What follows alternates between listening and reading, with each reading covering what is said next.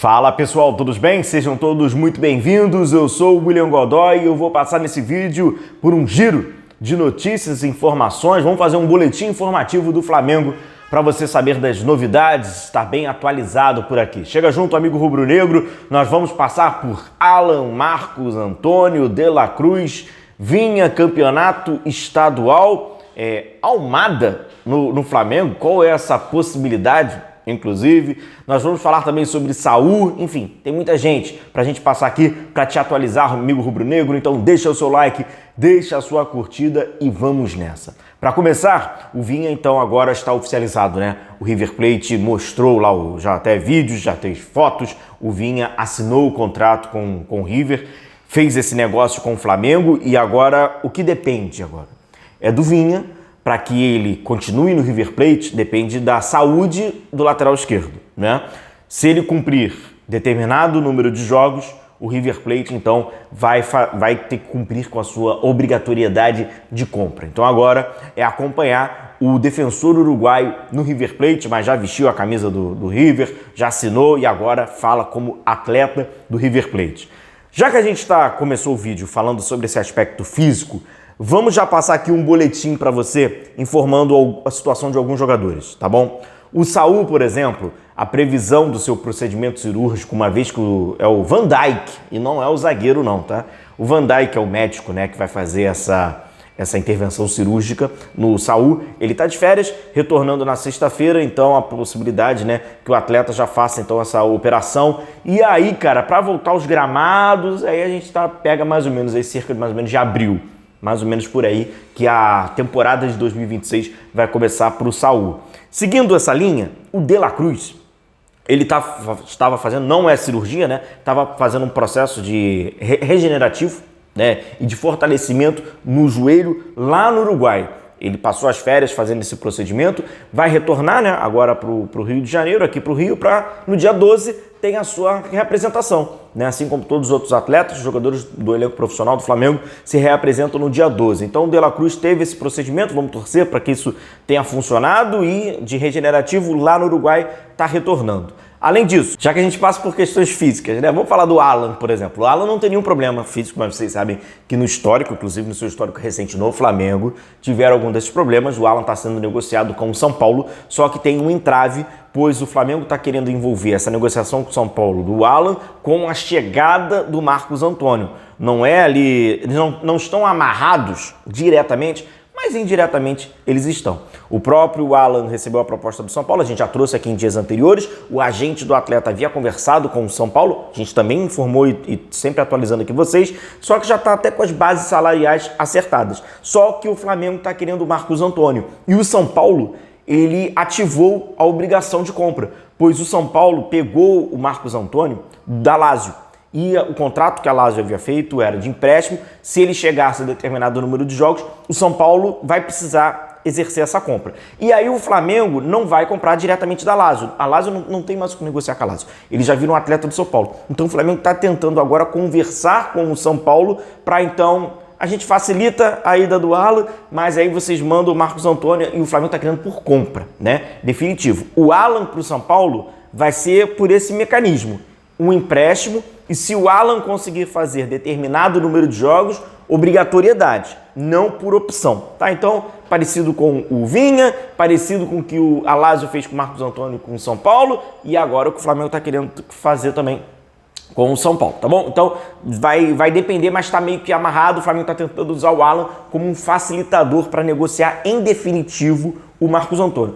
Marcos Antônio, que já trabalhou com o Boto, né? O Boto já conhece ali de Shakhtar Donetsk e tal, já é um jogador ali que já se conhece e dizem, eu não tenho como confirmar essa informação, nos bastidores até que eles têm uma boa relação ali e uma relação já com o empresário, enfim, isso sem dúvida nenhuma pode vir a facilitar. Só peço para você deixar o seu like, eu não posso esquecer de pedir para vocês, cara, não se esqueça também de deixar o seu like, que é muito importante, deixa a sua curtida, se inscreva aqui no nosso canal, a gente passa aí pelos vídeos falando sobre Flamengo, notícias, informações, análise e opinião, tá bom? Chega junto e muito obrigado por essa força, deixa o seu like e deixa o seu hypar. Uma outra saída, provável saída do Flamengo, que a gente havia também trazido aqui, é do Vitor Hugo, né? O Vitor Hugo ali com o Atlético Mineiro. E o Atlético Mineiro quer comprar o Vitor Hugo. em definitivo, ser atleta dele. Só que acontece, vale lembrar, galera, que 10% do valor que o Atlético, caso compre o Vitor Hugo, 10% é do Santos. E funciona da seguinte maneira: se o Atlético Mineiro comprar o Vitor Hugo, falar pro Flamengo, Flamengo, toma aqui esse dinheiro, pum, comprei. O que o Flamengo é obrigado a fazer? Ele vai pegar esse valor da proposta oficial, uma proposta, né? Tá no papel, ele vai apresentar ao Santos, pois o Flamengo ele tem a obrigação de chegar para o Santos e falar: Santos, a proposta que eu recebi pelo Vitor Hugo, a proposta oficial, é essa. Você quer igualar? Se o Santos quiser igualar, o que eu acho improvável, o Santos tem a prioridade. O Santos leva o Vitor Hugo. Se o Santos rejeitar, o que é muito possível, o Flamengo retorna para o Atlético e então efetiva essa compra. E efetiva essa venda. Fez essa venda, pega o valor total, 10%, o Flamengo é obrigado a repassar para o Santos, pois esse empréstimo que o Flamengo fez com o Santos entra em aspas como a vitrine, né? Como vitrine. Então, nesse empréstimo, o Flamengo tem que passar 10 ali pro Santos, tá? E até vou passar aqui um comentário que um inscrito nosso deixou, né? Valeu, obrigado aí pela sua participação. O Microcerto até deu uma opinião falando, deixando aquele chat pra gente: a venda do Vitor Hugo é um mau negócio, segundo aí a opinião do Microcerto. E aí, você também acha que é um mau negócio? É um bom negócio? Obrigado pela sua participação, tá, amigo? Valeu demais por esse chat aí. Tamo junto. E além disso, curioso, tá? Eu não posso esquecer. No próximo dia 14, o Flamengo vai enfrentar o Bangu. Vamos ter ali um Flamengo mais anos 90 e anos 2000, não pela escalação, a escalação de garotos, mas o Flamengo vai jogar em Moça Bonita, cara. Tem uma geração de rubro-negros que nunca viu o Flamengo jogar em Moça Bonita. Cara, deve ter, sei lá, quase 25 anos. Quase 25 anos. Eu lembro que teve um Flamengo e Bangu e Flamengo, no início dos anos 2000. Se não me engano, o Bangu até venceu esse jogo, tá? Detalhes da partida a gente esquece, resultado final não interessa. Mas o Flamengo vai jogar em Moça Bonita, tá? O Bangu não vai... Teve uma, né, cara, uma farra nos últimos anos, né? No Campeonato Estadual, dos clubes menores vendendo o mando. Então, assim, praticamente o time não visitava mais o estádio dos caras, né? Mas dessa vez não. Flamengo e Bangu em Moça Bonita. A sua experiência não vai ser completa porque esse jogo não é de dia. Esse jogo é à noite. Porque se fosse 4 horas da tarde, aí você junta estádio do Moça Bonita enfrentando o Bangu, 4 horas da tarde, no verão carioca, pelo Campeonato Estadual. Aí, meu amigo, é o pacote completo. Não, como o jogo é à noite, então você vai conseguir fugir do sol, mas continua quente, mesmo 9h30 da noite, lá em Bangu, tá? Isso é uma informação importante. Vamos falar sobre o Almada? É porque é o seguinte, rapaziada, o Almada não tá tendo espaço no Atlético de Madrid, né? Ele que fez aí uma excelente passagem, muito rápida, muito fugaz, no Botafogo.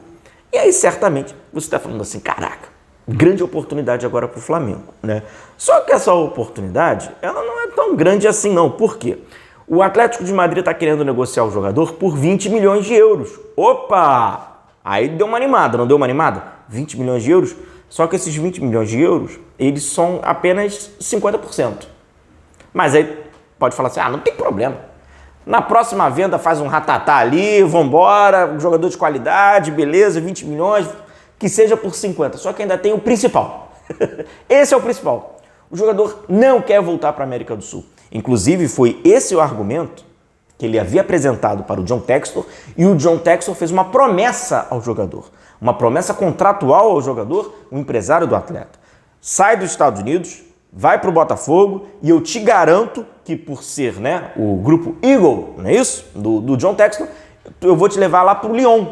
E aí é nessa amarração toda aí e tal, até que o Botafogo sofre o transfer ban.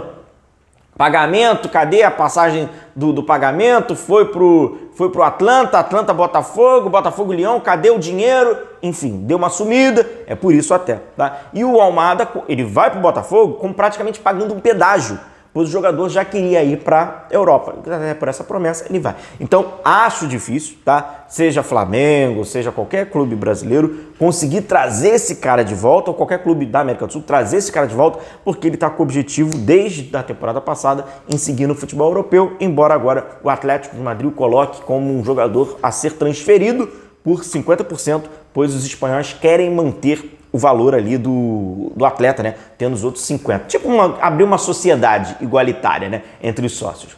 Como você sabe, o Flamengo está negociando com o Gabriel Brazão, goleiro do Santos, tem um bom tempo, né? Mas não é só o goleiro do Santos que o Flamengo está acompanhando, o Flamengo está de olho não, tá? Além do Gabriel Brazão, o Flamengo está de olho no Morisco, né? O jovem goleiro também do Curitiba, tem o Andrew, né? Que o Flamengo inclusive esteve lá num jogo, mas não foi especialmente para ver o jogo do Andrew pelo Gil Vicente, e o Mauro César Pereira trouxe a informação que o Flamengo também está de olho em um outro goleiro, que é o Mikael, que é o goleiro até do Atlético Paranaense, não é isso? E tem algumas coincidências, né? Alguns mais, outros, né? O Andrew já uma idade e tal, mas são jogadores jovens, jogadores que vinham para o Flamengo ali, tendo o Rossi como goleiro titular, eles eventualmente como goleiro reserva e quem sabe até, dependendo do crescimento, podendo ser até o goleiro titular, por que não? Mas de qualquer forma, fica bem claro qual é o perfil do goleiro que o Flamengo está querendo trazer. E para fechar o nosso vídeo, você também sabe qual é o perfil do atacante, né? Do centroavante